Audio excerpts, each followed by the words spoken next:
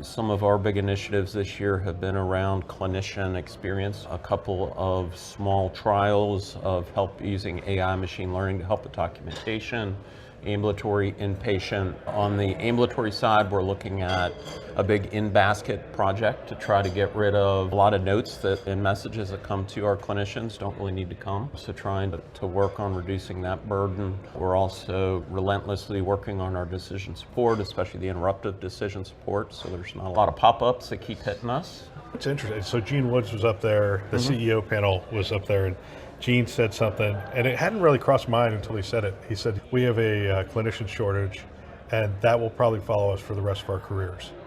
And it's the first time I had heard somebody articulate that this is probably the new norm, not the stress that they're under and those kind of things. We've got to address the culture. We've got to address some of the divisiveness that exists in our general culture of people coming in and saying things and being, let's just say, not civil. But that shortage being sort of a permanent new state really puts a lot of pressure to say, all right, how can we make these people more effective? How can we reduce the pajama time?